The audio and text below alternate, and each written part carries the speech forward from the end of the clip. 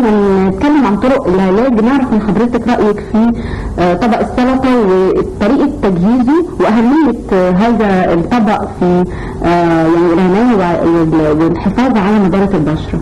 هي السلطة طبعا مهمة جدا، مهمة مش للبشرة بس للشعر كمان. يعني السلطة هيبقى فيها فيتامين، أهم حاجة فيتامين سي، اللي ده فيتامين سي ده فيه أنتي أوكسيدنت كويس جدا للبشرة. فيها حديد وده مهم جدا للجلد وللشعر كمان، للناس اللي بيبقى عندهم سوء شعر. كل الحاجات دي يعني فيها معادن كتير مهمة جدا للبشرة وللشعر. برضه انها بعيد عن الدهون، لأن احنا هنقول كمان الناس اللي هم عندهم بشرة دهنية أو حبشات بيبعدوا عن الدهون في أكلهم شوية. فالخضروات الطازجة مهمة جدا ونتناولها بصفة يومية أساسية يعني. طب دكتورة، طريقة العلاج ايه بقى؟ يعني بمعنى أصح ناخد بالنا من وشنا ازاي أو الوجه ازاي؟ نعمل ايه؟ يعني هل في كريمات ولا في مثلا يعني أدوية معينة المفروض نستخدمها ولا دي أدوية بنسمع عنها؟ في حاجات كتير، في حاجات اللي احنا بنقول لما هي تستعملها ديلي سلسلتها يوميا كل يوم كده. الكريمات، في كريمات الحاجات اللي هي بالالفا هيدروكسي اسيد او البيتا هيدروكسي اسيد او كده، كل الحاجات دي بتساعد على تجديد البشره لانها بتنبه الخلايا عشان تكون كولاجين اكتر، فبالتالي بتشد البشره. دي بتستعملها بتركيزات خفيفه قوي في البيت، فبتساعدها على انها تبقى على طول بشرتها متحفظه بنفسها. دي كريمات متوفره في طب لو حضرتك مفيش الامكانيه ان الواحد ياخد او يعني يشتري الكريمات دي، هل في حاجه معينه الواحد ممكن يستخدمها في البيت؟ مثلا بنسمع عن العسل، عن يعني الحاجات دي هل بتفيد مثلا في لكن شويه لا يعني دي ممكن تبقى تعملها مره مثلا كل، لكن مش يوميا. يعني مفيش حاجه، لكن يوميا هي اهم حاجه انها تستعمل الكريمات اللي هي المغذيه للبشره. الكريمات مش بس عشان بتنزل كده، هي كمان الكريمات دي بتساعد على انها تخلي الجلد ينفض وفي الميه المناسبه ليه، ان احنا عارفين الجلد الناشف لما الميه بتقل فيه قوي بتلاقي تظهر فيه بدري. فالكريمات دي مش فايدتها بس انها بتكون كولاجين، لا هي فايدتها بتحفظ رطوبه الجلد، فبالتالي مهمه جدا لازم تمشي عليها على طول. دي بقى حاجات تانية تعملها كل مدة، يا إما بتعمل في حاجة اسمها ميزوثيرابي جديد، ده بنحقن فيه فيتامينز للبشرة على طول دايركت، عبارة عن حقن في الوجه بس في كل حتة في الوجه، ده فيتامينز بيعمل على تجديد خلايا البشرة. أو في حاجات تانية اللي بنستعمل حاجات تانية تشد البشرة برضه حقن تاني. في تشد البشرة يعني تضيع التجاعيد بالظبط. حالات البشرة ممكن الميزوثيرابي ممكن يعمل تقشير كيميائي، ده برضه بيساعد على ان ده بيبقى جلسات برضه بتساعد على شد البشرة.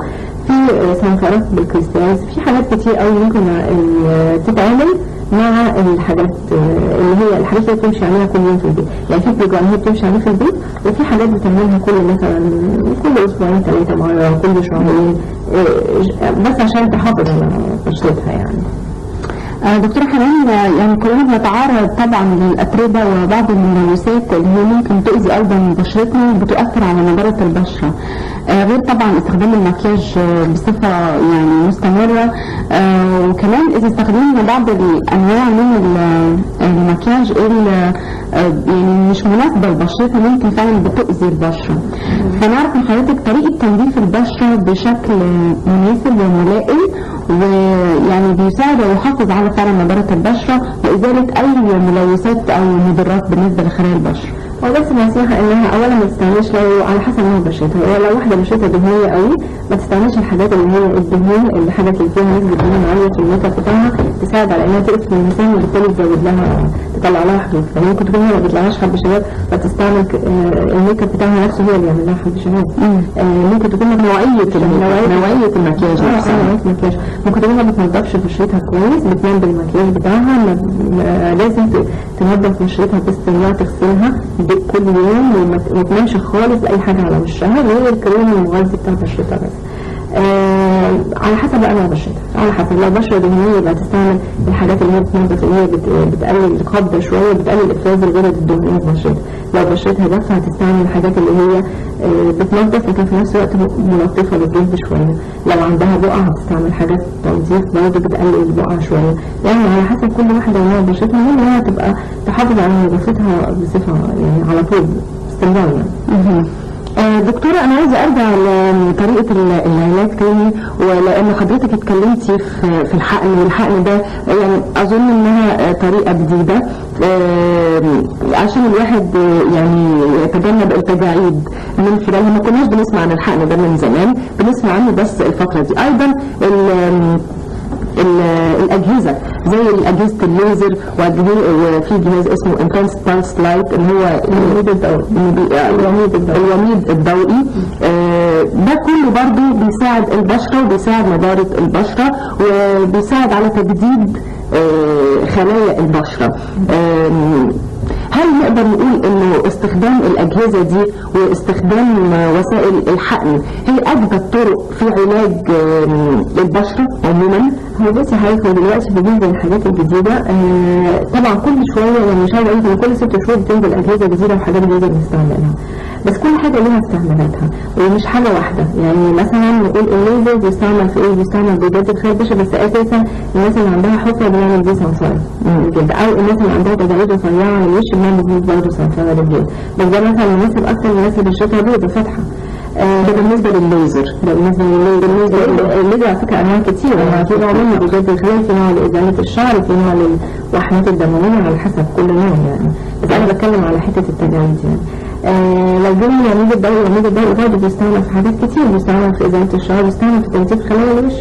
طب ايه الفرق ما بين الوميض الضوئي والليزر يا دكتوره؟ هو نوع قصدك كجهاز ولا يعني الليزر ده استخدام بتستخدم ماشيه بطريقه معينه بتعمل صنفره للجلد. الوميض الضوئي لا، هو اشعه بتخش اعمق شويه من الليزر، بالتالي هو بيستعمل اساسا لشد ترهلات الجلد اكتر منها مش صنفره. مش صنفره اللي مش على وش، يعني بيقلل التجاعيد، بيقلل بعض مثلا نقول في الناس اللي عندها ترهلات في الرقبه، عندها ترهلات هنا او تجاعيد خفيفه، ترهلات الجلد بيساعد على تماسك الجلد اكتر. وممكن برضه بيحسن التجاعيد الرفيعه على وش كده. دلوقتي هو الجديد احنا ما بتستعملش، مش بنستعمل حاجه واحده، يعني ما ينفعش مثلا واحده عندها خطوط هي بين حواجبها اقول لها اعملي الوميض الضوئي، لا مش هعمل لها حاجه خالص يعني. ليه؟ لان الخطوط دي بتبقى عميقه جدا وليها علاقه بالعضلات. طب ما انا اعمل لها حقن تاني حاجه بوتوكس تشتغل على العضلات احسن. يعني دلوقتي بتبقى حاجتين مع بعض او 3 حاجات مع بعض. يعني ساعات مثلا بنعمل لها حقن في حتت معينه مع تقشير مثلا او ليزر مع حقن مني مثلا في حتت تانية. كل حاجة بتشتغل بطريقة مختلفة، بنعمل حاجتين 3 مثلا مع بعض، لأن كله مكمل لبعضه، يعني مش ده أو ده أو ده، لا ده. والحقن ملوش أعراض جانبية غير أنا لسه عايزة أسأل المواد فعلا زي ما قالت فيها اللي بتكون حقنها تحت الجلد دي يا دكتورة أصلا عندنا، هل ليها فعلا أعراض جانبية؟ طبعا كل حاجة ليها الكويس وليها زي أي حاجة، زي ما انت بتاخدي دواء ممكن تاخدي الفايدة بتاعته، ممكن يحصل حاجة لو اتحقن غلط او اتحقن بكميات مش مناسبة، او بالنسبة للحقن اللي هي بنملى بيها الوزن لو اتحقنت عند يعني الدكتور مش واخد تاريخ مرضي كويس من المريضة، يعني في انواع معينة مريضات معاها بيعانوا من حاجات ما ينفعش نحقن معاها، يعني امراض معينة ما ينفعش نحقن معاها زي الامراض المناعية كلها ما ينفعش احقن معاها مواد مليئة خالص، ممنوع ان انا احقنها. لو انا حقنت مثلا نوعين حقن في مدة قريبة من بعضها في نفس المكان، ممكن يبتدي يعمل لي ممكن تعمل كلاكيع تحت الجلد، يعني ممكن اي حاجة واردة. فانا لازم يعني الاعراض الجانبية راجعة لطريقة الاستخدام مش لنوعية المادة. مش نوعية المادة قد ما هي لطريقة استخدام الدكتور. انا ممكن طريقة الحقن لكن لو استخدمت بشكل سليم هل المواد دي ليها اضرار جانبية على المدى البعيد؟ لا لحد دلوقتي لا، بالذات لانها دي كلها مواد طبيعيه بتمتص، بدليل انها ما بتقعدش كتير. هو كانوا زمان بيستعملوا السيليكون ويلاقوا ان السيليكون ابتدى يعمل اضرار فقللوا حقنه قوي، لحد ما ابتدوا من سنه مثلا اختاروا نوع معين من السيليكون بيستعمل بس في حالات برضه محدده قوي، مش في كل الاماكن نقدر نحقنه.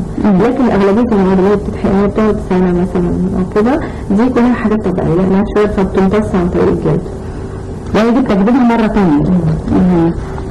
هل الحقن بيقعد فترة طويلة يا دكتورة زي ما حضرتك يعني حضرتك ما قلتلناش بيقعد وقت قد ايه؟ يعني وممكن نحقن كام مرة؟ يعني مثلا لو حقنا زي ما حضرتك قلتي التجاعيد اللي بتبقى ظاهرة في القورة دي كل قد ايه المفروض نحقنها؟